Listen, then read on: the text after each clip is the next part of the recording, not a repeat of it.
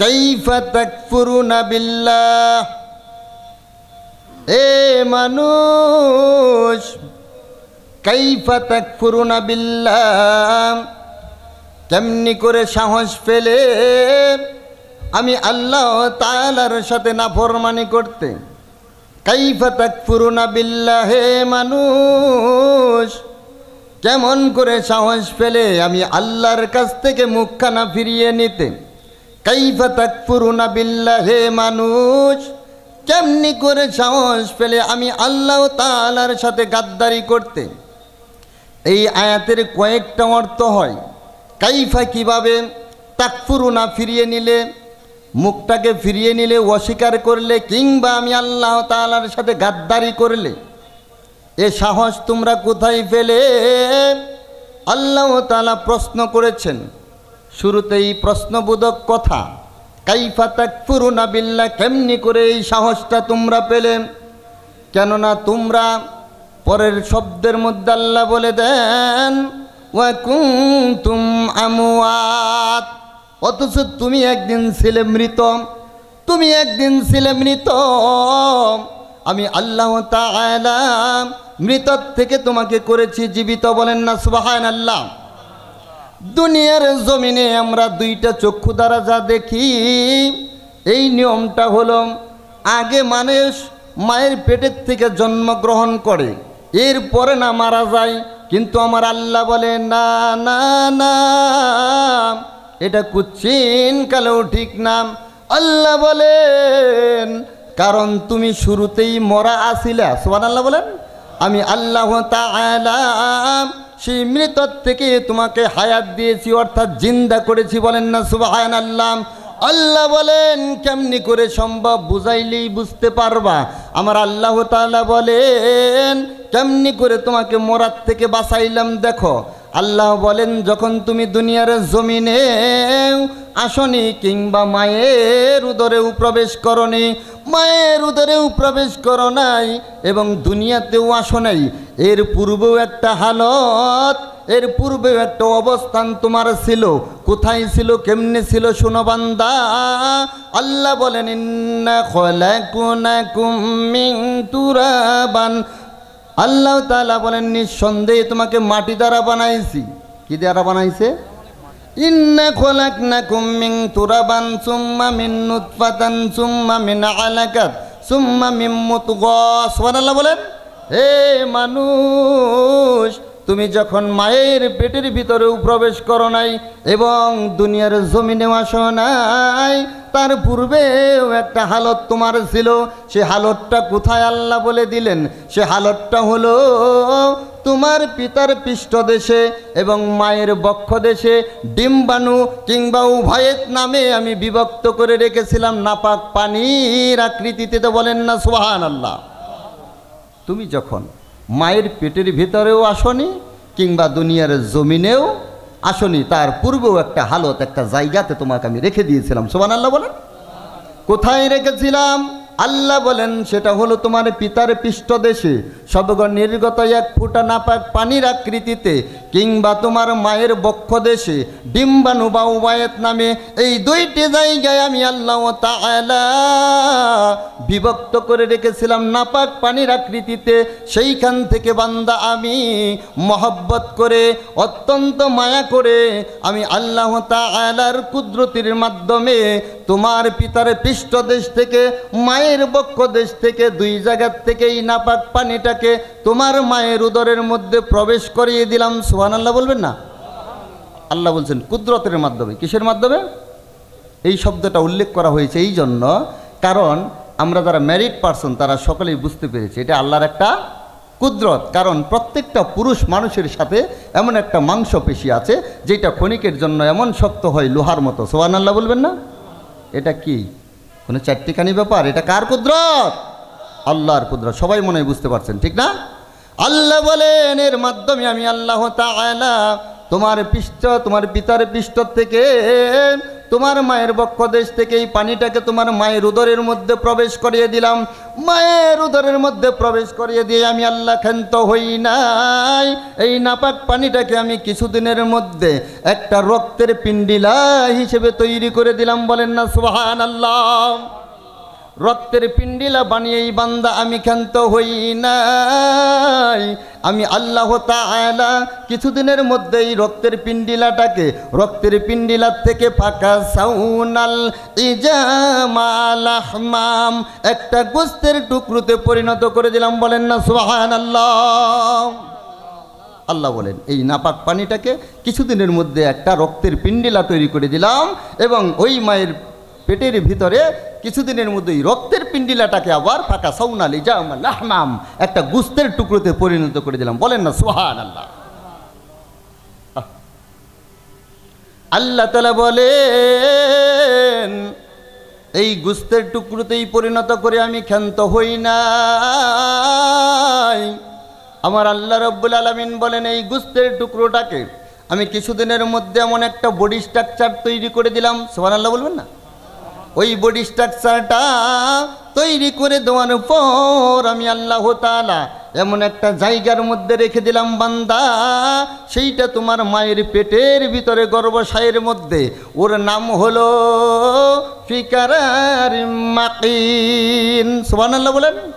এমন একটা engine seat care unit, এমন একটা প্যাকেট, এমন একটা সুরক্ষিত স্থান যেইটা হলো মায়ের পেটের ভিতরে সর্বহালতে সর্বসময় খুব সুরক্ষিত থাকে। যেমনটিভাবে বলাই চলে, ডাক্তাররা অনেক সময় বলে মায়ের পেটের ভিতরে ওই প্যাকেটের মধ্যে পানি শূন্যতায় বাচ্চা চরে পড়ে মারা গেছে, বলে না এরকম? আমার আল্লাহ বলেন ওই প্যাকেটটার নাম হলো ফিকারারিম মাকিন। আল্লাহু আকবার।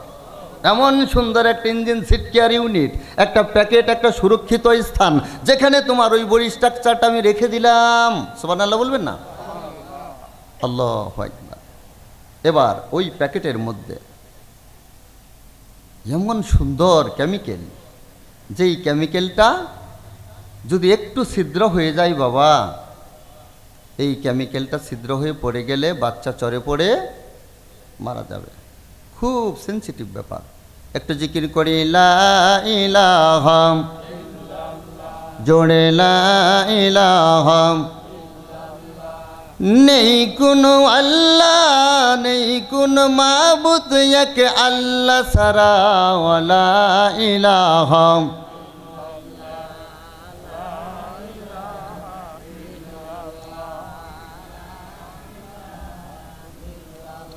লা ইলাহা ইল্লাল্লাহু মুহাম্মাদুর রাসূলুল্লাহ সাল্লাল্লাহু আলাইহি ওয়াসাল্লাম।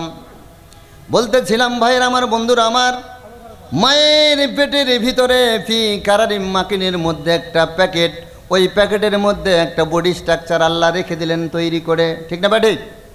আল্লাহ তাআলা বলেন ওই প্যাকেটের মধ্যে আমি আল্লাহ তাআলা হাত বানাতে বললাম আমার মালাইকাতি সম্প্রদায়িকদেরকে, ফেরেশতাদেরকে আমি আল্লাহ তাআলা হাত বানাতে বললাম, পা বানাতে বললাম, নাসিকা বানাতে বললাম, জিহ্বা বানাতে বললাম। সব কিছু বান্দা বানিয়ে দেওয়া হলো ফেরেশতাদের মাধ্যমে। আল্লাহ বলেন একটা জিনিস শুধু বাদ রইল। কোন জিনিস? ফেরেশতাদের কাছে সব কিছু আল্লাহ তাআলা দিয়ে দিলেন। কি কি? যে হাত বানিয়ে দাও, এই বডি স্ট্রাকচারের মধ্যে কি লাগিয়ে দাও? হাত বানিয়ে দাও, পা বানিয়ে দাও, নাসিকা, জিহ্বা, ত্বক, চক্ষু সমস্ত কিছু তৈরি করে দাও। আরে বান্দার মধ্যে একটা জিনিস শুধু দিও না, ওই জিনিসটা আমি দিব। বলেন না সুবহানাল্লাহ। আল্লাহ বলেন বান্দার হাত হয়ে গেল, পা হয়ে গেল, নাসিকা হয়ে গেল, জিহ্বা হয়ে গেল, সব কিছু পরিপূর্ণ হয়ে গেল, শুধু একটা জিনিস বাদ রইল। এই জিনিসটা কেউ বলে রুহু, কেউ বলে আত্মা, কেউ বলে মাংসের টুকরা। বলেন না সুবহানাল্লাহ। আল্লাহ বলেন এ মানুষ, এই মাতবুরিটা আমি আমার ফেরেশতাদের কাছেও দেই নাই। সুবহানাল্লাহ বলেন। আরে আমি এর মালিক, এটা দেওয়ার মালিকও আমি আল্লাহ, এবং নেওয়ার মালিকও আমি আল্লাহ। অন্য কারো কাছে এই মাতবুরিটা আমি দেই না। সুবহানাল্লাহ বলবেন না? আল্লাহ বলেন, এ মালাইকাতি সম্প্রদায়ের দল, তোমাদের কাছে যা যা দেওয়া হয়েছে তা কি পৌঁছে দিয়েছ? যে আল্লাহ, আমরা হাত বানিয়েছি, পা বানিয়েছি, নাসিকা, জিহ্বা, ত্বক সব কিছু তৈরি করে দিয়েছি। শুধু আপনার কাছে যেইটা বাকি রয়েছে ওই জিনিসটাই বাকি আছে। বলেন না সুবহানাল্লাহ? আল্লাহ বলেন, আমি এই জিনিসটা এখনই আমার বান্দার মধ্যে টেন্ডেন্সি করে সেটিং করে দিচ্ছি। বলেন না সুবহানাল্লাহ?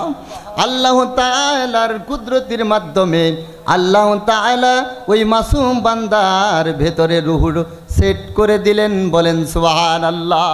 রুহু যখন পেয়ে যায়, এবার মাসুম বান্দা ফিকারারে মাকিনের ওই প্যাকেটের ভিতরে এতদিন নড়াচড়া করে নাই, এখন বান্দা নড়াচড়া করে। বলেন না সুবহানাল্লাহ? রুহু যখন পাই নাই, নড়াচড়া করে নাই, রুহু পাইল বান্দা এখন নড়াচড়া করে। কোনো কারণ আসেনি বাবা? কারণ যদি থাকে আল্লাহ সেটাও বলে দিয়েছে। বলেন না সুবহানাল্লাহ? আল্লাহ বলেন, যখন বান্দা রুহু পেয়ে যায় 4 থেকে 5 মাসের মধ্যে রুহু দান করা হয়। সুবহানাল্লাহ বলেন? এই রুহু যখন পেয়ে যায়, তাৎক্ষণিকভাবে ওই মাসুম বান্দার ক্ষুধার উদ্বেগ হয়ে যায়। বান্দার এতদিন নড়াচড়ার প্রয়োজন হয়নি, ক্ষুধাও লাগেনি, কিন্তু যখন মাসুম বান্দাকে আল্লাহ তাআলা রুহুটা দিয়ে দিলেন, আহারে, এই রুহু দেওয়ার পরে তাৎক্ষণিক বান্দা এখন নড়াচড়া করে। কারণ কি? চিকিৎসা বিজ্ঞানীদের ধারণা মতে একই কথা, যে বান্দা যখন রুহু পেয়ে যায় তাৎক্ষণিকভাবে তার ক্ষুধার উদ্বেগ হয়ে যায়। বলেন না সুবহানাল্লাহ? এবার কোথায় ক্ষুধা লাগছে বুঝতে হবে তো, কোন প্যাকেটের মধ্যে। এই প্যাকেট কোথায়? সবচেয়ে একটা দামি স্থান, ফি কারারিম মাকিন, এমন একটা ইঞ্জিন সিট কেয়ার ইউনিট, একটা প্যাকেট। ওইটা ছিদ্র হইলে কিন্তু আগেই বলছি সর্বনাশ, পানি পড়ে চরে পড়ে বাচ্চা নষ্ট হয়ে যাবে কিংবা মারা যাবে, চিকিৎসা বিজ্ঞানীদের ধারণা মতে। এখন ওইখানে বাচ্চার ক্ষুধা লাগছে। এই রনার চালার, ক্যারেট কলেজের কিংবা গোড়া ইউনিয়নের সমস্ত মানুষ মিলে ওইখানে বাচ্চার ক্ষুধা লাগছে। বাবা, সবাই মিলে চেষ্টা করে খাবার দিতে পারবেন? তামাম পৃথিবীর মানুষ ব্যর্থ হয়ে যাবে। বলেন না সুবহানাল্লাহ? তামাম পৃথিবীর সমস্ত চিকিৎসা বিজ্ঞানীরা ব্যর্থ হয়ে যাবে। আরে পৃথিবীর যত মাখলুক আছে সবাই ব্যর্থ হয়ে যাবে। আমার আল্লাহ বলেন, ও বান্দা, আমি ব্যর্থ হব না। বলেন না সুবহানাল্লাহ? ওরে, আমি ওই মায়ের পেটের ভিতরে এত মহব্বত করে সুন্দর করে তৈরি করতেছি, ওখানে না খাওয়িয়ে মারার জন্য না। সুবহানাল্লাহ বলবেন না?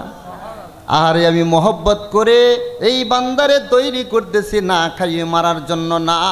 পৃথিবীর সবাই যদি ব্যর্থ হয়েও যাও, আমি আল্লাহ তাআলা আমার এই মাসুম বান্দাকে খাওয়াবো। সুবহানাল্লাহ বলেন? কেমনি করে খাওয়াই দেখেন আল্লাহ রাব্বুল আলামিন মায়ের পেটের ভিতরে কিভাবে খাওয়াই। আল্লাহ বলেন, তোমার মায়ের মাসিক অসুখটাকে আস্তে করে বন্ধ করে দিই। কি বন্ধ করে দেয়? ওই বাচ্চার মায়ের মাসিক অসুখটাকে আস্তে করে বন্ধ করে দেওয়া হয়। বন্ধ করে তোমার মায়ের নাভির সাথে তোমার নাভিটা কানেকশন করে দেওয়া হয়। সুবহানাল্লাহ বলবেন না? এবার ওই মা যা খায় ওই সন্তানের দেহের মধ্যে তাই প্রবেশ করে। বলেন না সুবহানাল্লাহ? মায়ের শরীর থেকে তিল তিল করে আসা রক্তগুলো ওই দেহের মধ্যে ঢুকে আর দেহটা আস্তে আস্তে বড় হতে থাকে। বলেন না সুবহানাল্লাহ? আর ইচ্ছে করলে আমার আল্লাহ রাব্বুল আলামিন এই নাভিটা দিয়ে রক্তটা পাস না করে মুখ দিয়ে প্রবেশ করাতে পারতেন। ঠিক না বে ঠিক? আল্লাহ বলে, না না না, সমস্ত অঙ্গ প্রত্যঙ্গ আমি ফেরেশতাদের মাধ্যমে তৈরি করেছি। এই মুখমণ্ডলটা আমি আল্লাহ তাআলার কুদরতি হাত দ্বারা বানাইছি, বলেন না সুবহানাল্লাহ। ও বান্দা, এই মুখটা আমি আল্লাহর কুদরতি হাত দ্বারা বানাইছি, যার কারণে মুখটা পবিত্র রেখে দুনিয়ার জমিনে বান্দাটা যাবে। ওই পবিত্র মুখ দিয়ে আমি আল্লাহকে যখন বলবেন আল্লাহ, আমি আল্লাহ তাআলা ওই একবার প্রথম আল্লাহ বলার কারণে এই জীবন জিন্দিগির সমস্ত গুনাহ খাতাকে মাফ করে দিব, বলেন না সুবহানাল্লাহ। ওই মুখ কি পবিত্র আসেনি ভাই? মাথা নাড়েন কে? মুখ দিয়ে বলেন পবিত্র রাখতে পারছেন নি? পারি নাই, ব্যর্থ হয়ে গেছি ভাই, ব্যর্থ হয়ে গেছি। ওয়াজ করি তাতে কি? হায় রে ভাই, গল্প যে মারি আমরা হুজুরেরা, আপনি কথা বাদি, আমি তো মুখ হুজুরের চেয়ে বড়, ও মুখ তো মুখ বলি না। আল্লাহ বলেন না না না, তোমার মুখমণ্ডলটাকে আমি আল্লাহর কুদরতি হাত দ্বারা বানাইছি গল্প দেওয়ার জন্য না, মিথ্যাবাজি করার জন্য না, এটাকে আমি আল্লাহ তাআলার পবিত্রতা বর্ণনা করার জন্য তৈরি করেছি, বলেন না সুবহানাল্লাহ। আল্লাহ তাআলা বলেন, ও বান্দা, এবার তোমার দেহটার মধ্যে এত সুন্দর করে হাত বানালাম, পা বানালাম, নাসিকা বানালাম, জিহ্বা বানালাম, মাথা বানালাম, এবার রুহু দিয়ে দিলাম। রুহু দেওয়ার পরে ক্ষুধা লাগলো, খাওয়াইলাম। এরপরে কাজটা কি? খালি গুতাগুতি। কি কাজ? কাজ কি? পা দ্বারা লাথি মারে মারে, হাত দ্বারা এরকম ধাক্কা মারি, আর মাথা দ্বারা গুতা মারি। কারে মারে ভাই? মাকে মারে, মা। আর কয়দিন? একদিন।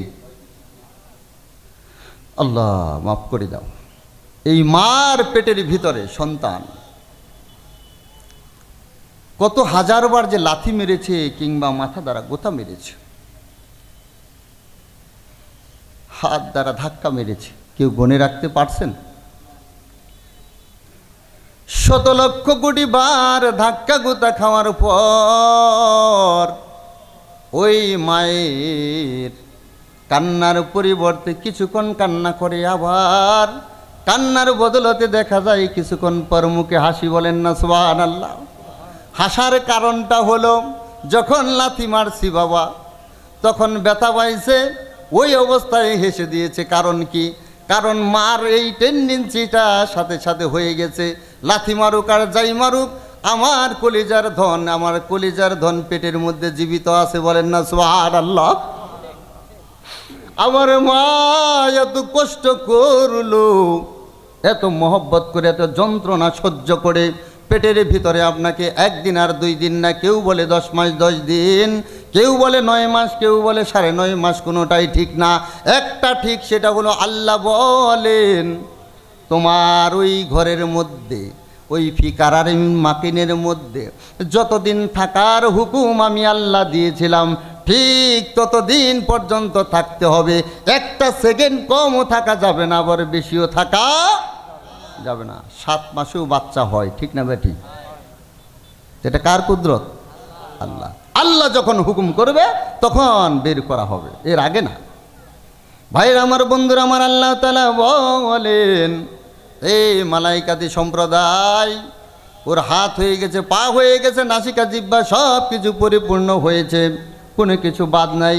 এবার ওরে আস্তে করে সুম্মা নুখরিজুকুম তিফুলা, সুবহানাল্লাহ বলেন, সুম্মা নুখরিজুকুম তিফুলা, আস্তে করে বাচ্চার আকৃতিতে ওরে দুনিয়ার জমিনে পাঠিয়ে দাও। ও যেন ব্যথা পায় না, ও যেন ব্যথা পায় না, টিফলুন, বাচ্চার আকৃতিতে আস্তে করে ওরে দুনিয়ার জমিনে পাঠিয়ে দাও, বলেন না সুবহানাল্লাহ। ও ভাই, আপনি তো ব্যথা পান নাই, কিন্তু কেউ তো পেয়েছে, ঠিক না ব্যাঠিক? কেউ ব্যথা পায়নি?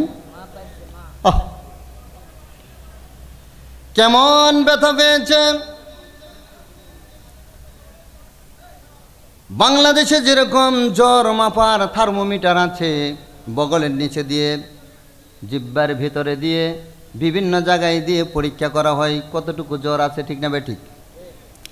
বর্তমানে চিকিৎসা বিজ্ঞানী এত উন্নত হয়েছে যে ব্যথা মাপার যন্ত্র বের করেছে, বলেন না সুবহানাল্লাহ।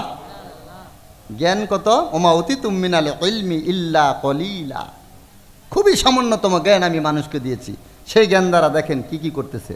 ঠেলাগাড়ির থেকে শুরু করে এরোপ্লেন বানিয়ে আকাশে উঠে চাঁদের দেশে যে বসবাস করা শুরু করে দিয়েছে, ঠিক না ভাই? ঠিক। ওই জ্ঞান দ্বারা ব্যথা মাপার যন্ত্র বের করে নিয়েছে। আহারে ভাই, একজন সুস্থ মানুষের শরীরের ভেতরে যদি 48 ড্রিল ব্যথা প্রয়োগ করে দেওয়া হয়, কত ড্রিল? 48 ড্রিল। কত ড্রিল? 48 ড্রিল ব্যথা যদি কোনো সুস্থ মানুষের শরীরে প্রবেশ করিয়ে দেওয়া হয়, এই চিকিৎসা বিজ্ঞানীদের ধারণা মতে ওই মানুষটা 80% শিউর মারা যাবে। আর একজন মা যখন নরমালি ডেলিভারি পেন শুরু হয়, কমপক্ষে 57 ড্রিল ব্যথার প্রয়োজন হয়। আল্লাহু আকবার বলেন। ভাইয়ের আমার, বন্ধুরা আমার, প্রশ্ন হলো 57 বড় না 48 বড়? 57 ড্রিল ব্যথার প্রয়োজন হয়। আমার মায়ের ভেতর থেকে, মায়ের পেটের ভেতর থেকে দুনিয়ার জমিনে নরমাল একটা ডেলিভারি হতে হলে অনেক সময় লক্ষ্য করলে দেখা যায় হসপিটালগুলানের মধ্যে যখন ব্যথা ওই পরিমাণ উঠে না, ডাক্তার বলে ও ভাই, আপনার ওয়াইফকে ব্যথা ওঠানোর জন্য একটা ইঞ্জেকশন দেওয়া লাগবে, যাতে ব্যথা চেতে উঠে বাচ্চাটা নরমালি ডেলিভারি হয়। অর্থাৎ 57 ড্রিল ব্যথা তার প্রয়োজন। আবার আগেই বলেছি 48 ড্রিল ব্যথা হইলে একজন সুস্থ মানুষের শরীরে প্রয়োগ করে দিলে 80% শিওর ওই মানুষটা মারা যেতে পারে। কিন্তু আমার মা যখন ব্যথা উঠে আবার উঠে নাও, 48 হয়, 49 হয়, এইরকম হয়, তখন ডাক্তার যাইয়া স্বামীরে বলে ইঞ্জেকশন দেওয়া লাগবে, এখানে একটা বনসই দেন। কি সই? বনসই দেন। বলেনি? বলে কেন নাই জানেননি? এই 57 ড্রিল ব্যথা উঠানোর জন্য এই ইঞ্জেকশনটা পুশ করা হচ্ছে, এতে করে আপনার বিবি মারাও যাইতে পারে, বাঁচতেও পারে, আমাদের কোনো দায়ী আমরা থাকবো না। এবার স্বামী বলে ওরু কি হয়েছে, আমার শরীর তার দেব না, ধুই দেন। সিগনেচার করে দিল। কথা বুঝেন নাই? হ্যাঁ, তো চিন্তা নাই, চিন্তা আছেন। যখন মায়ের কাছে যা বলা হয়, মা আপনার অনুমতির দরকার, কি আপনার যেই পরিমাণ ব্যথা উঠছে এই পরিমাণ ব্যথা হলে নর্মাল ডেলিভারি হবে না, ডেলিভারি পেনটা আরও বৃদ্ধি করতে হবে, ডেভেলপমেন্ট করতে হবে, এর জন্য একটা ইঞ্জেকশন প্রয়োগ করতে হবে। ওই ইঞ্জেকশনটা প্রয়োগ করলে ব্যথা বাড়বে, আর আপনার এই গর্ভের মধ্যে যে সন্তান আল্লাহ দান করেছে এটা দ্রুত দুনিয়ার জমিনে ভূমিষ্ঠ হয়ে যাবে। বলেন না সুবহানাল্লাহ। ওই মা বলে ডাক্তার একটু দেরিও তুমি করো না, তুমি যেহেতু বলেছ এই ব্যথা বাড়াইলে আমার কলিজার ধন দ্রুত দুনিয়ার জমিনে আসবে, আর আমি আমার চক্ষু দ্বারা আমার নয়নমণিকে দেখব। ও ডাক্তার জলদি করে দিয়ে দাও, কোনো কৃপণতা করো না, বাসি মরি আমি মরবো, কিন্তু তুমি ইঞ্জেকশন জলদি করে দিয়ে দাও। এবার দেওয়া হইল, 57 ড্রিল ব্যথা হইল, মা মারা গেল না। কারণটা কি? মানুষ অন্যটা মরে, এটা আল্লাহর কুদরত। আমার মায়ের আল্লাহ এই রকম ক্ষমতা, এই রকম সহ্য ধৈর্য দিয়েই তৈরি করেছে। কারণ মার যখন ব্যথাটা 57 ড্রিল উঠে ওই ব্যথার কথা মনে থাকে না, তার টেন্ডেন্সি হয় তার বিবেকের মধ্যে একটাই নাড়া দেয়, একটু পরে আমার সোনার চান আমার কুলে আসবে। বলেন না সুবহানাল্লাহ। এই জন্য ব্যথার কথা মনে না হইয়া সন্তানের কথা মনে হইয়া ওই ধ্যানে থাকে। আল্লাহ বলে এইটাই আমার কুদরত, যার কারণে মা মারা যায় না। এবার দুনিয়ার জমিনে দেখা যায় ভাই অনেক মা মারাও যায়। যারা মারা গেছে ভাই, আল্লাহর রসুলের হাদিস, গর্ভ অবস্থায় প্রসব বেদনা উঠে মা মারা গেল, আল্লাহ বলে শাহাদাতের মৃত্যুর স্বাদ ওই মা গ্রহণ করলো। সুবহানাল্লাহ বলবেন না? আরে আমার মা আপনাদের এই কুমুদিনী হসপিটালে, আমার বয়স যখন 2.5 বছর ভাই 2 বছর পূর্ণ হয় নাই, এই মামারা জানে অত্যন্ত ছোট্টকালে আমার মা দুনিয়ার জমিন থেকে আল্লাহর হুকুমে চলে গেল কিভাবে। আমার উপরে আরেকটা ভাই হওয়ার সময় এই কুমুদিনী হসপিটালে মা মারা যান এবং আমার ওই ছোট্ট ভাইটাও ওই হসপিটালেই মারা যায়। এই ডেলিভারি পেইন হওয়ার সময় আমার ভাইটাও মারা গেছে, আমার মাটাও মারা গেছে। ওই মা ওসিয়ত করে গেছে আমার দাদির কাছে, ইভেন আমার চাচিদের কাছে, এনার বোনদের কাছে, বলছে যে আমার সন্তানটাকে আমার বাবার মতো, অর্থাৎ আমার নানা একজন আলেম ছিল মরহুম সবুর আমিন মাওলানা সাহেব, যে আমার বাবার মতো করে একজন আলেম বানাবেন। আমার মা আমার দাদিকে ওসিয়ত করে যান।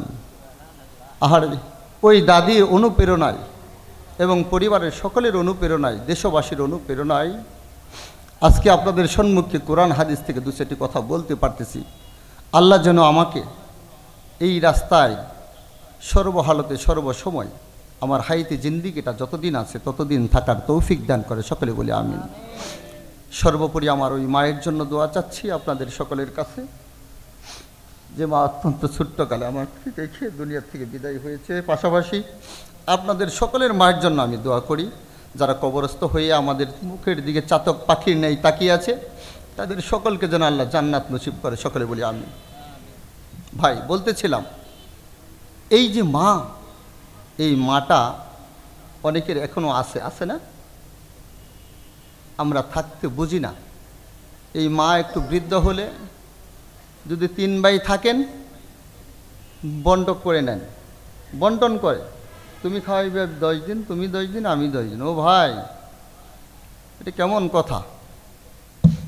একদিন থাকতেই বলে এ মেজু ভাই, কালকে থেকে কিন্তু তোমার সিরিয়াল। অত্যন্ত দুঃখ হয় ভাই, এই সমাজে এরকম শুরু হয়ে গেছে আলটিমেটলি। কেন? মা যখন আপনাকে লালন পালন করেছে, আপনার অন্য ভাইকে লালন পালন করেছে, তখন কি এইভাবে বন্টন করে সেপারেট করে বন্টন করেছে, মহব্বত করেছে? এই মা বেশি হয়ে গেছে এখন। তো সেই মায়ের জন্য আমি আপনাদের কাছে করজোরে অনুরোধ করব, যাদের মা বেঁচে আছে তাদেরকে সেবা শুশ্রূষা করে আল্লাহ তাআলার সেই উন্নত মানের জান্নাতুল ফিরদাউস অর্জন করার সকলকে আল্লাহ তৌফিক দান করবে, সকলে বলে আমিন। ওদিকে আর যাচ্ছি না ভাই, আমার কাজ হচ্ছে কোরআন এবং হাদিস থেকে সরাসরি তাফসীর। আমরা কোথায় এসেছিলাম? ওই যে আল্লাহ বলেন ওয়া কুনতুম আমওয়াতান, তুমি যে একদিন মরা আছিলা। তুমি কি আছিলা? মরা আছিলা মায়ের পেটের ভিতরে, ঠিক না ভাই? ঠিক। এই মরার থেকে আল্লাহ কি করলো? ফাহিয়াকুম, জিন্দা করলো। একটু আগে করছেনি? করছে। তার মানে এই আয়াতের ফাহিয়াকুম পর্যন্ত ক্লিয়ার, ঠিক না ভাই? ঠিক। আগে কি আসাল বান্দা? মরা আসাল। খালি মরাই না, পানিতে আকৃতিতে ছিল, নাপাক পানিতে, একেবারে নাপাক পানিতে আমরা ছিলাম। এই পানির থেকে আল্লাহ তাআলা কিভাবে দেখেন জিন্দা করলো। তাহলে মরার থেকে আল্লাহ কি করলো? ফাহিয়াকুম, জিন্দা করলো। বলেন না সুবহানাল্লাহ। এরপরে আবার বলেছেন সুম্মায়ু মিতুকুম, এরপর জিন্দা করার পর কিছুদিন পর তোমাকে কিছু সময় দেওয়া হলো, দুনিয়ার মধ্যে কিছুদিন সময় দেওয়া হলো। এরপর আবার তোমাকে মৃত্যুবরণ করিয়ে দিব। কি করিয়ে দিব? মৃত্যুবরণ করিয়ে দিব। সুম্মা ইলাইহি তুরজাউন, আর একটা কথা আল্লাহ বলেছেন, সেটা হলো মৃত্যুবরণ করিয়েই ক্ষান্ত না, এরপরে আমি আল্লাহর কাছে তোমাকে আবার প্রত্যাবর্তন করাবো। বলেন না সুবহানাল্লাহ। এটা হচ্ছে আয়াতের সরল তরজমা। এখন এইখানে আল্লাহ তাআলা যে বললেন, যেইটা এই যে মায়ের পেটের ভিতর থেকে বের হইল, এর নাম কি? ইনসান, মানে মানুষ। কি নাম? মায়ের পেটের ভিতর থেকে যে মাসুম বান্দাটা ভূমিষ্ঠ হলো কিছুক্ষণ আগে, এই মাসুম বান্দাটার নাম হলো মানুষ। কি নাম? মানুষ। ইমানদার বলা হয়নি। কি বলা হয়নি? ইমানদার বলা হয়নি, মানুষ বলা হলো।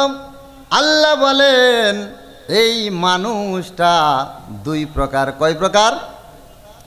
2 প্রকার। 1 নাম্বার প্রকার হলো গুণগত মানুষ, বলেন না সুবহানাল্লাহ।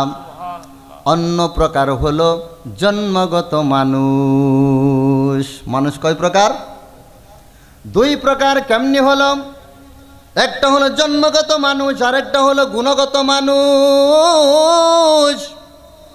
এই জন্মগত মানুষ কারা আর গুণগত মানুষ কাকে বলে, এই নিয়ে 2 মিনিট 4 মিনিট কথা বলবো, শুনবেন নি? আল্লাহ তাআলা বলেন জন্মগত মানুষ ওরা, এরা কারা? এরা হলো তারা। আল্লাহ বলেন সূরা আল আরাফের 179 নম্বর আয়াতে, কত নম্বর আয়াতে? 179 নম্বর আয়াতে, উলাইকা কাল আনআম বাল হুম আদল, উলাইকা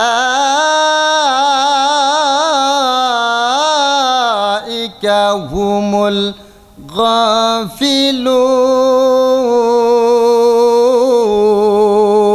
আল্লাহু আকবার।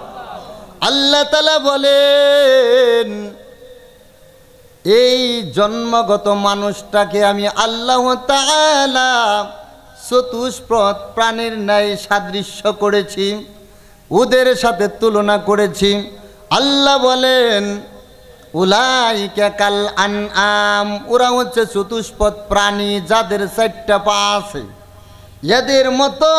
আল্লাহ বলেন এই পর্যন্ত বলে আমি ক্ষান্ত হইলাম না, আর একটু বাড়িয়ে বলেন বালহুম আদল, এরা হচ্ছে বরংস চতুষ্পদ প্রাণীর ন্যায় না। আরও বাড়িয়ে আল্লাহ বলেন বালহুম আদল। এই আদল শব্দের তরকিব এই জায়গায় যে আটকায়ে গেছে, অর্থাৎ শুকর পর্যন্ত চলে গেছে। এই মানুষটাকে আল্লাহ শুকরের সাথেও তুলনা করেছে। নাউজুবিল্লাহ বলেন। আল্লাহ বলেন কেন শুকর বললাম? শোনো, ওই যে মানুষটা যেটা জন্মগত মানুষ, ওই মানুষটার 2টা হাত আছে, 2টা পা আছে, 2টা চক্ষু আছে, 2টা কান আছে, মাথা আছে, জিহ্বা আছে, ত্বক আছে, ঠিক না বেঠিক?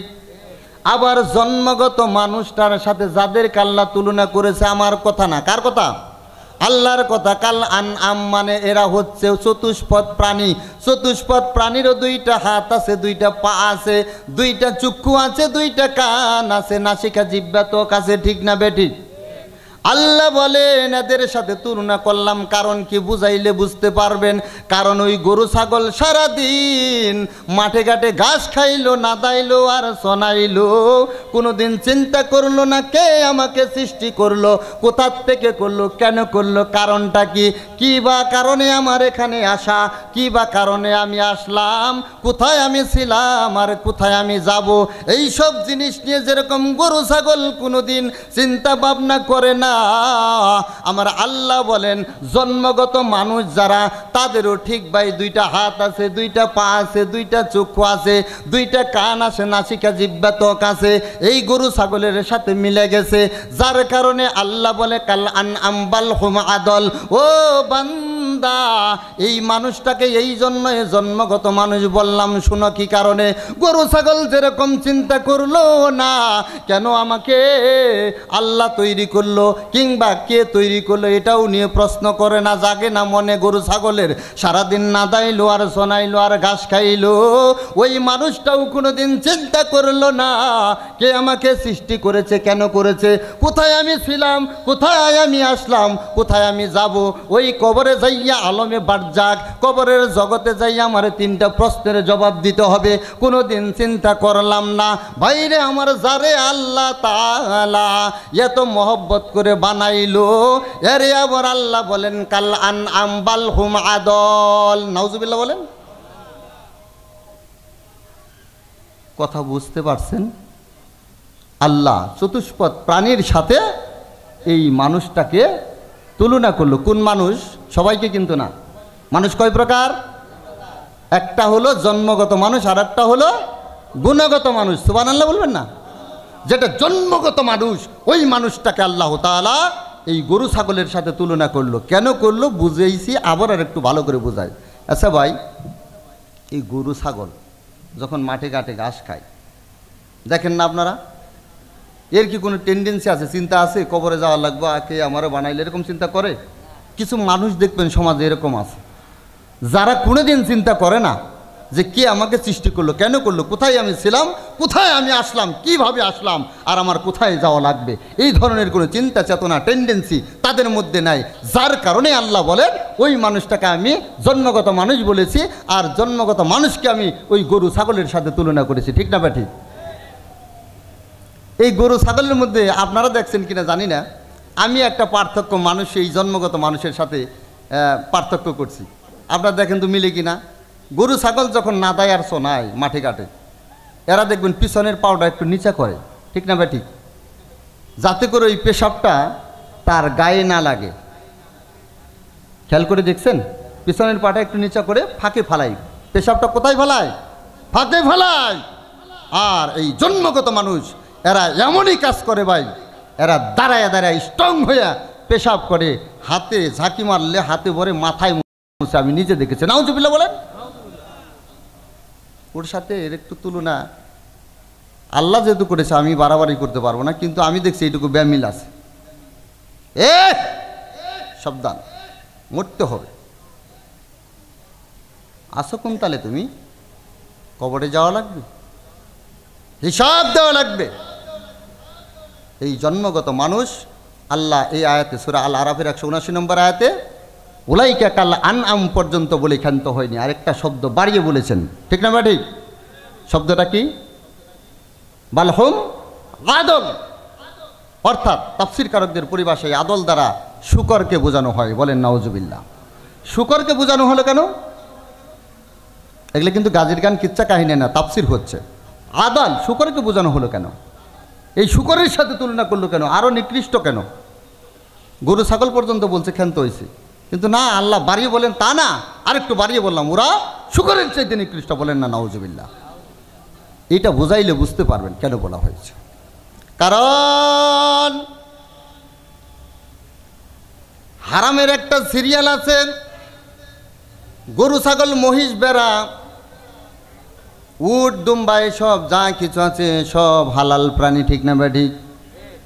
এর যেরকম একটা সিরিয়াল আছে বাবা, এই হারাম প্রাণীগুণেরও একটা সিরিয়াল আছে।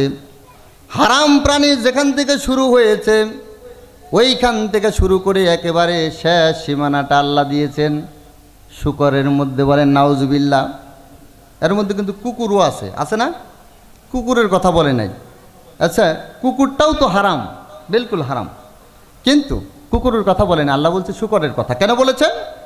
কারণ বুঝাইলে বুঝতে পারবেন। দেখেন আল্লাহ কি জন্য বলেছে। এই কুকুরটা যদি, এই কুকুরের শরীরে যদি নাপাকি না থাকে, খুব খেয়াল করে বুঝতে হবে, কুকুরের শরীরে যদি নাপাকি না থাকে কিংবা ভেজা না থাকে, এই কুকুর যদি কোনো আলেমের কিংবা মুসলমানের জামার মধ্যে ঘষা মারে শুষ্ক অবস্থায় এবং নাপাক নাই, ভেজাও না, এই কুকুর যদি জামার মধ্যে ঘষা মারে আপনি নামাজ পড়লে নামাজ হবে ইনশাআল্লাহ।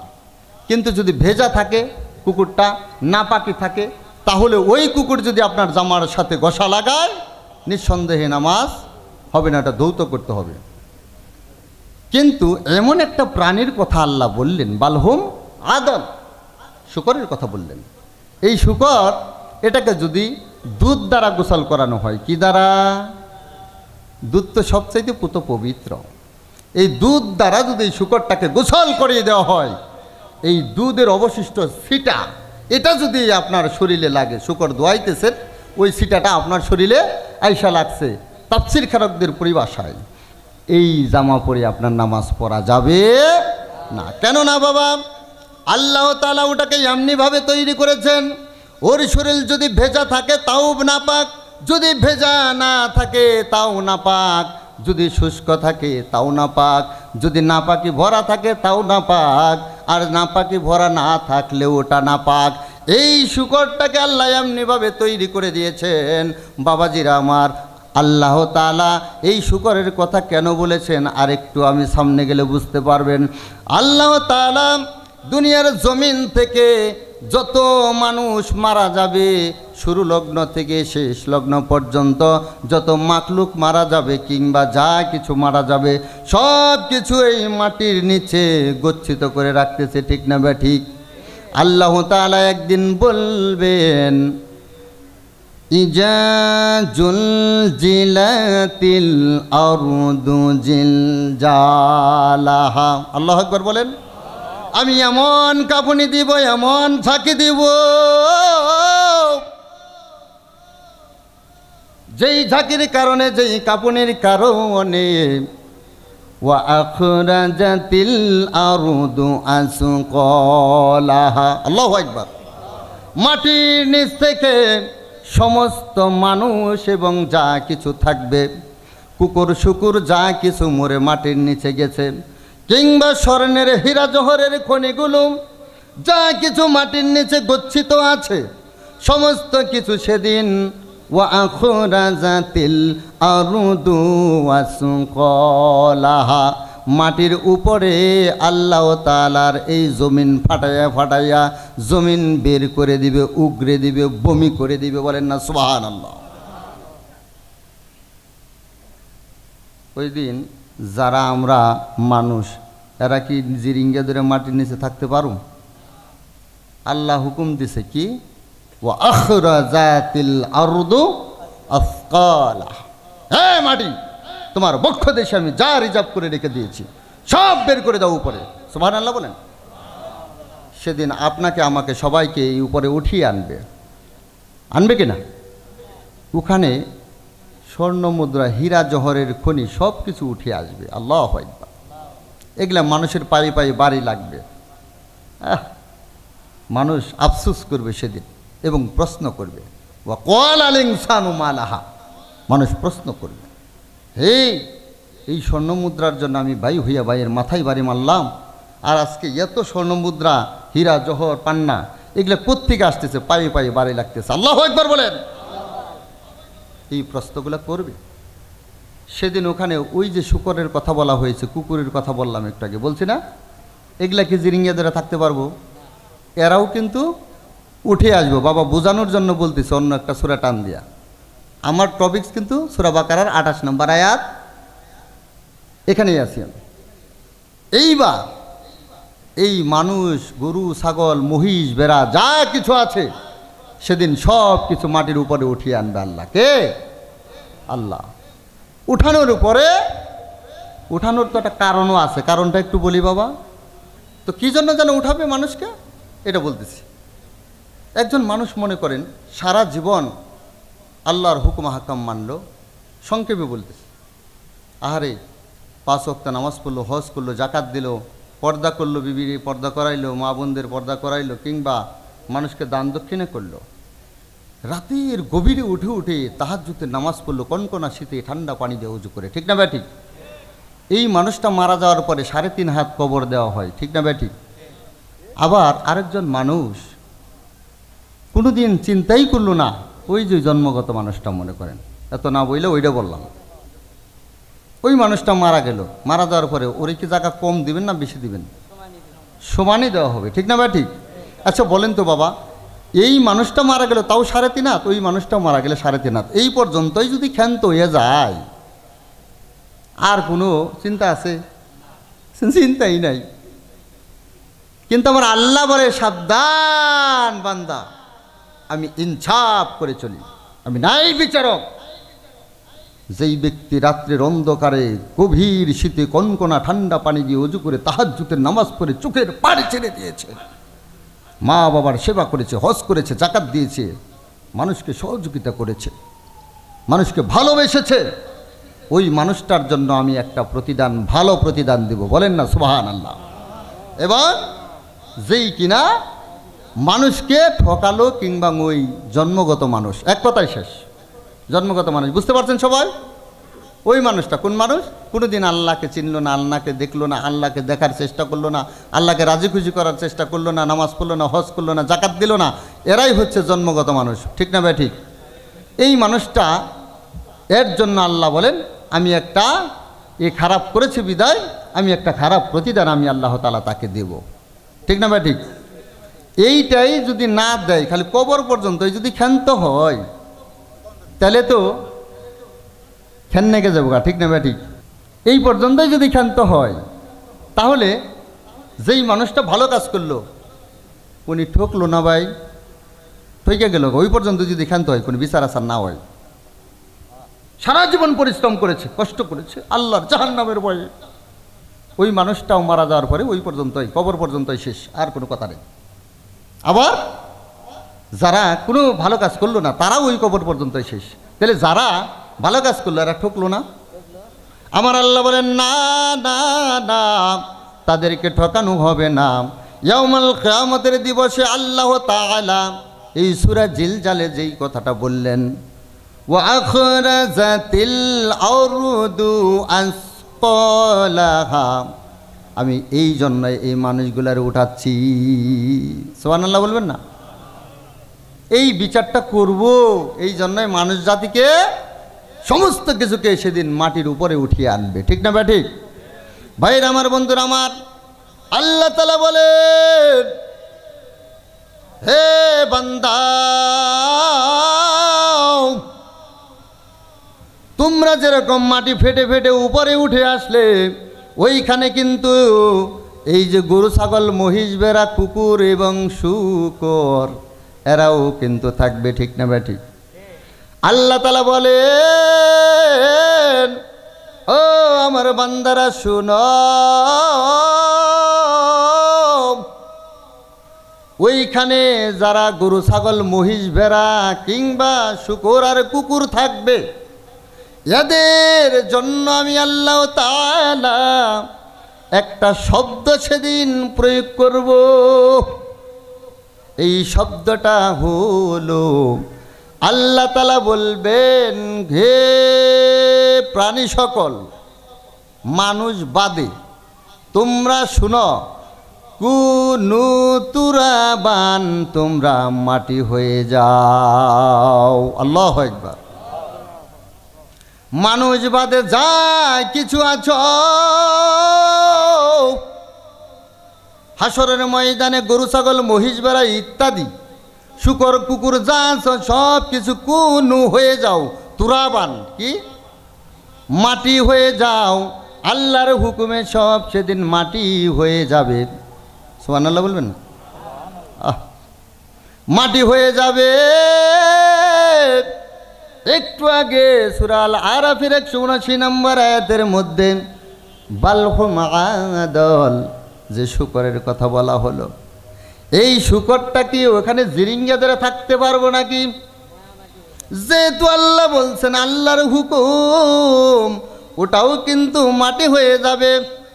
মাটি হয়ে যাওয়া মানে ওরা বেঁচে গেল। ঠিক না ঠিক?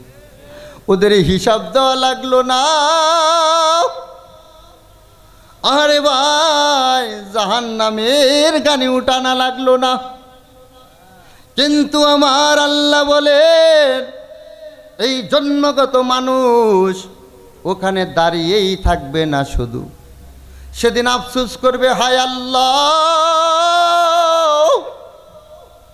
তুমি যদি আজকে আমাদেরকে এই শূকর আর কুকুরের মতো করেও দুনিয়াতে বানাতে, তাহলে কোন তুরাবানের কাতারে পড়ে যাইতে পারতাম, মাটি হয়ে যেতে পারতাম। ও আল্লাহ, তুমি সেইটা করো নাই, যার কারণে এই মাথার এতটুকু উপরে সূর্য দাঁড়িয়ে আছে। আল্লাহ, মাথার মগজগুলো চোখ দিয়ে নাক দিয়ে অধরে পড়তেছে, এখনো পর্যন্ত বিচার কার্য শুরু হচ্ছে না। আরে ভাই, কেন বলতেছি মনে আসেনি? আল্লাহ যে বললেন এই শূকরের চাইতে ওই জন্মগত মানুষটা খারাপ। নাউজুবিল্লাহ বলেন। প্রমাণ হইল? কারণ শূকর আর কুকুরে কিন্তু জাহান্নামে যাবে না, জাহান্নামে যাবে এই জন্মগত মানুষটা। ঠিক না ঠিক? শুধু জাহান্নামেই যাবে না, আহারে এমন শাস্তি তাদেরকে দেওয়া হবে। পরে আসতেছি আয়াতটা নিয়ে। আল্লাহ তাআলা বলে, এই জাহান্নাম এত কঠিন, এই জাহান্নামে কিন্তু শূকর আর কুকুর যাবে না, ওরা মাটি হয়ে গেল। যার কারণে আল্লাহ বললেন বালহুম আদল, শুধু গরু ছাগলই না, বরঞ্চ আল্লাহ বলেন শূকরের চাইতে এই জন্মগত মানুষটা নিকৃষ্ট। বলেন না নাউজুবিল্লাহ? যত বড়ই লিডারশিপ হোক না কেন, তুমি পৃথিবীর জমিনে যদি তুমি আল্লাহ এবং আল্লাহর নবীজির সংবিধান না মানো, তাহলে তুমি হচ্ছে জন্মগত মানুষ। আর এই জন্মগত মানুষের ব্যাপারে আল্লাহ তাআলা কোরআনে অগণিত আয়াত নাজিল করেছেন। অর্থাৎ আল্লাহ বলেন, যত বড়ই তুমি হও না কেন রে বান্দা, আমি আল্লাহ বলে দিলাম তোমার জন্য একটা জায়গা তৈরি করে দিয়েছি। জায়গাটা হলো, আল্লাহ বলেন, কিলা দুখুলু আবওয়াবা জাহান্নামা খালিদিনা ফিহা ফাবিইসা মাসওয়াল মুতাকাব্বিরিন। আল্লাহু আকবার। আল্লাহ তাআলা সূরা জুমার ৭২ নম্বর আয়াতের মধ্যে বলে দিলেন। কোন সূরার? সূরা জুমার ৭২ নম্বর আয়াতের মধ্যে আল্লাহ জানান, কিলা দুখুলু আবওয়াবা জাহান্নামা খালিদিনা ফিহা ফাবিইসা মাসওয়াল মুতাকাব্বিরিন। আল্লাহু আকবার। হে জন্মগত মানুষ, সাবধান হয়ে যাও, আমার কথা শুনো। কিলা দুখুলু আবওয়াবা জাহান্নামা, আমি ফেরেশতাদের বলে দিবে, হে মালাইকাতি সম্প্রদায়ের দল, হে জাহান্নামের ফেরেশতার দল, যারা দুনিয়ার জমিনে আমি আল্লাহর সাথে গাদ্দারি করেছে, অর্থাৎ জন্মগত মানুষ ছিল, এদের জন্য কি করো? কিলা দুখুলু আবওয়াবা জাহান্নামা, জাহান্নামের দরজাগুলো জলদি করে খুলে দাও। নাউজুবিল্লাহ বলেন। শুধু তাই না, এদেরকে ধাক্কায়া ধাক্কায়া জাহান্নামের তলদেশে পাঠিয়ে দাও। ফেরেশতারা তাই শুরু করবে, ধাক্কানো শুরু করবে। ওরা পিছনের দিকে স্প্রিং করবে। কোন দিকে? পিছনের দিকে চলে আসবে, সামনে যেতে চাইবে না। আল্লাহ তাআলার জাহান্নামের ফেরেশতারা বলবেন, আল্লাহ, তোমার এই জাহান্নামের দল, এরা দুনিয়ার জমিনে যেরকম করেছে এখানেও তাই করে। এদেরকে ধাক্কা মারে সামনে, ওরা স্প্রিং করে পিছনের দিকে। আল্লাহ বলবেন, ঠিক বলেছি রে মালাইকাতির দল, ওদেরকে দুনিয়াতে যদি বলতাম বান্দা তোরা সামনে যা, ওরা যেত পিছনের দিকে। আর যদি বলতাম বান্দা ডানে যা, ওরা যেত বামে। যদি বলতাম বান্দা বামে যা, ওরা যাইতো ডানে।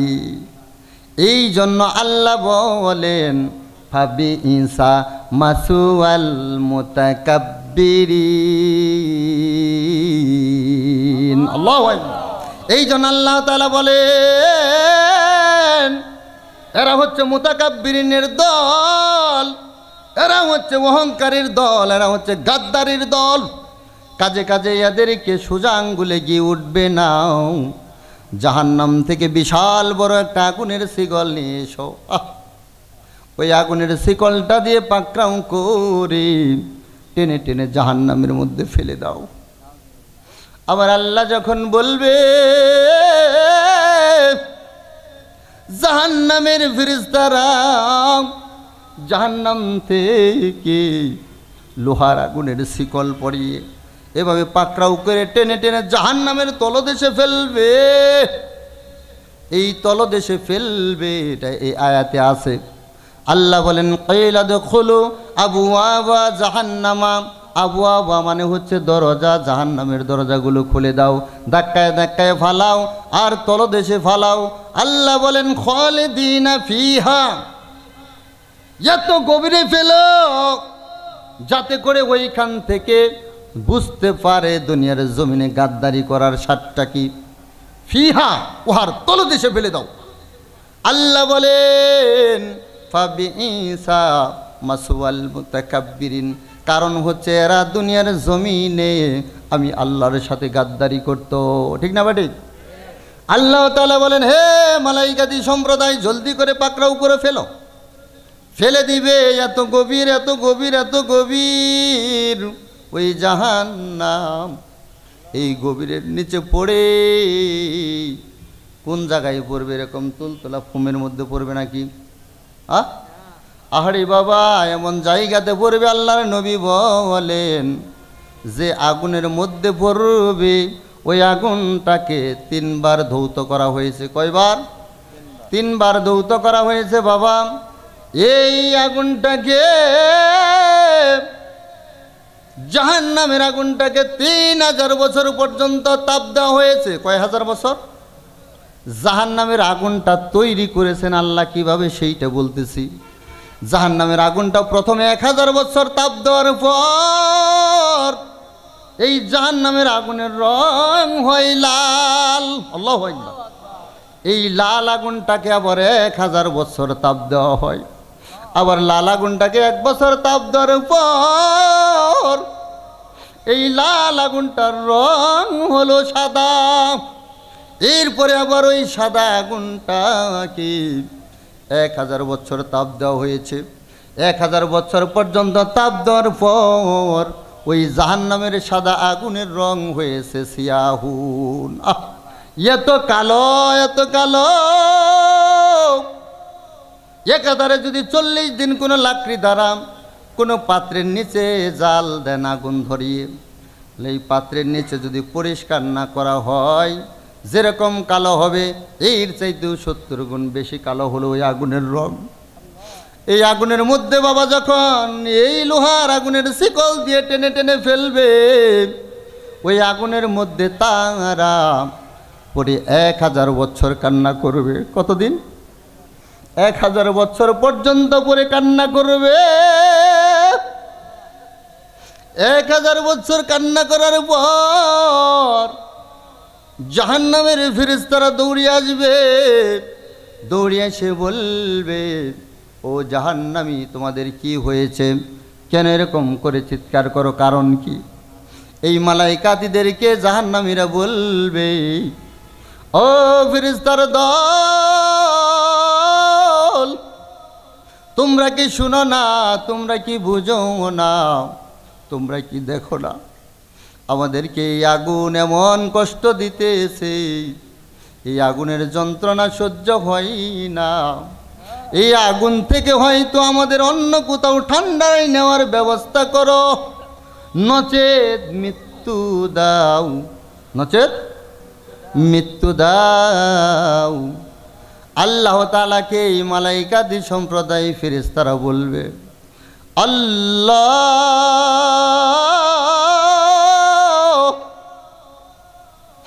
আপনার এই জাহান্নামীরা বলে আল্লাহ আগুনের যন্ত্রণা সহ্য হয় না, আমাদেরকে একটু ঠান্ডা দাও, না হলে আমাদের মৃত্যু দাও। আল্লাহ বলবেন, হে জাহান্নামীর ফেরেশতার দল, ওদেরকে জানিয়ে দাও আমি আল্লাহ তাআলা দুনিয়ার জমিনে ওদের গাইডলাইন হিসেবে, ডায়াগ্রাম ম্যাপ হিসেবে একটা কিতাব পাঠিয়েছিলাম। শুরুতেই বলেছিলাম, জালিকাল কিতাবু লা রাইবা ফীহি হুদাল লিল মুত্তাকিন। হে জাহান্নামের ফেরেশতার দল, ওদের বলে দাও এই সংবিধান, এই কুরআন, এর মধ্যে লেখা আছে, এই আয়াতের মধ্যেও সেটা আছে।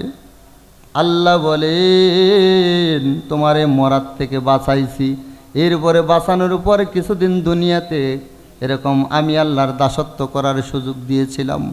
আল্লাহ বলেন, তারপরে আরেকটা কথা হলো, সুম্মায়ু মিতুকুম, এরপরে তোমারে আমি মরণ দিছি। ঠিক না ভাই? ঠিক মরে না মানুষ, মরে না শেষে? এরপরে আল্লাহ বলেন, তারপরে আরেকটা কথা আমি বলেছি, সুম্মা ইলাইহি তুরজাউন। হে ফেরেশতার দল, ওদের বলে দিয়েছি আমি স্পষ্ট ভাষায় আমি আল্লাহর কাছে তোমারে প্রত্যাবর্তন করাবো। এরপরে আর কোনো সময় কোনো জায়গায় লেখি নাই, জীবিত করব। এই যে এখানে বলা হয়েছে উমিতুকুম সুম্মা ইলাইহি তুরজাউন, জীবিতর পরে আবার শুধু জীবিত পর্যন্তই না, আমি আল্লাহর কাছে এসে তোমার ধরা দেওয়া লাগবে। এই কথাটা আল্লাহ বলে দিয়েছেন, শেষ কথা। এরপর আর কোনোদিন বলে না আবার তোমার মৃত্যু হবে। বলছে কোথা কোরআনে? একটা জায়গায় দেখতে পারবেন না। এই যে কবরের মধ্যে জীবিত হইলে হাসরের ময়দানে, এরপরে আপনার আর মৃত্যু নাই। আছে?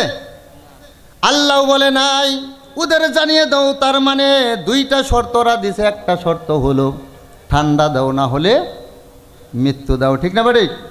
তার মানে মৃত্যু তো আর হবে না। আমি আল্লাহর সংবিধানে বলে দিয়েছি, মরার পর আর কোনো মৃত্যু, জীবিত করার পর আর কোনো মৃত্যু হবে না। এটা মিস হয়ে গেল, এটা ডিলেট করে দাও। রইল আর একটা, এটা কি? ঠান্ডা চাইছে না, বলে ওদেরকে ঠান্ডা দাও। ওই ঠান্ডার মধ্যে পড়ে আবার 1000 বছর কান্না করবে। এমন ঠান্ডা বাবা, যেই রকমভাবে আগুনকে 3000 বছর তাপ দিয়ে আগুনের রংটা বানানো হয়েছে কালো, এই ঠান্ডাটা দুনিয়ার জমিনে যে বরফ, এই বরফটা কি আপনি 1 ঘন্টা হাতে রাখতে পারবেন কিনা? 1 মিনিট 10 মিনিটও রাখা সম্ভব না। আল্লাহ বলেন ঠিক তদ্রূপ এর চাইতেও আরে 70 গুণ বেশি ঠান্ডা হবে ওই বরফ, ওইখানে নিয়ে যাওয়া হবে। ইভেন ওইখান থেকে বলবে আল্লাহ, ও আল্লাহ, আমরা পূর্বে যেখানে ছিলাম আমাদেরকে দয়া করে ওইখানেই দিয়ে দাও। কোনখানে ছিল আগে? আগুনে ছিল। আগুনে ভাই, আগুনে আবার যাইতে চাই, কম সম কারণে নি ভাই। আগে যেখানে ছিলাম ওখানে দাও। 1000 বছর পর্যন্ত ওই বরফের মধ্যে কান্না করে অবশেষে এইটা বলবে। ফেরেশতারা আবার আল্লাহকে বলবে, ফেরেশতার ক্ষমতা আছে নি খালি নিয়ে দেওয়া? অনুমতি লাগে কার? আল্লাহর অনুমতি নিয়ে বললেন, আল্লাহ আবার তোরা ওইখানে যেতে চাই বলে দিয়ে দাও।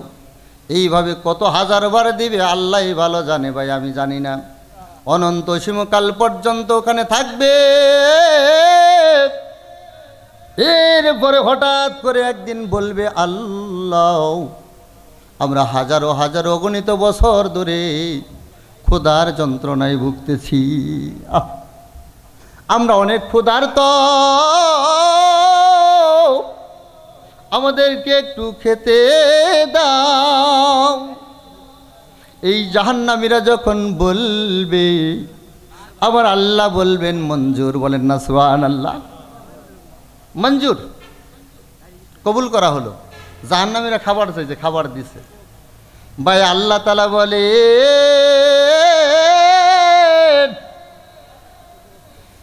এই জাহান্নামীরা খাবার চাইলো আর আল্লাহ খাবার দিল, প্রমাণ লাগবে না? আল্লাহ বলেন সূরা ওয়াকিয়ার 52 নম্বর আয়াতে, কত নম্বর? সূরা ওয়াকিয়ার 52 নম্বর আয়াতের মধ্যে জানিয়ে দিলেন, লা আকিলুনা মিন শাজারিম মিন জাক্কুম। আল্লাহ বলেন, ও ফেরেশতার দল, লা আকিলুনা মিন শাজারিম মিন জাক্কুম, এই জাহান্নামীর দল রে, এই লা আকিলুনা খাইয়ে দাও, মিন শাজারুম ওই গাছ হতে। কোন গাছ? ওই সাজারা, ওই গাছ থেকে খাইয়ে দাও। মিন জাক্কুম, জাক্কুম ফলটা বক্ষণ করিয়ে দাও। আজকে দেখে আসলাম এই জাক্কুম ফলের বর্ণনা।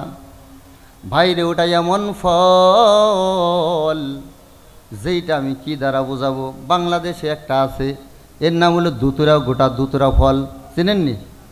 গরু ছাগলের বলে চিকিৎসা করে, আল্লাহ জানে, আমি জানি না। এই গরু ছাগলের চিকিৎসা করে এরকম একটা ফল হয়, দুতুরা ফল, রাস্তার সাইড দিয়ে হয়।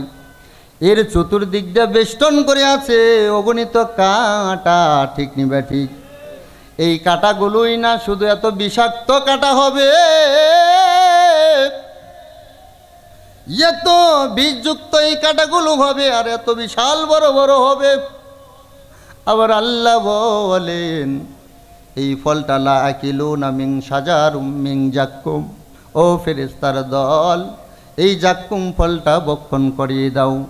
আবার এই ফল সম্পর্কে আরেকটু দেখলাম, এই ফলটা যদি ফাটানো হয় দুনিয়ার কোনো জমি নেই, সমস্ত মানুষগুলো বমি করতে করতে পেটের ভিতর থেকে যা কিছু আছে সব বের করার পরে নারী বুড়ি সহ বের করে দেওয়ার চেষ্টা করবি।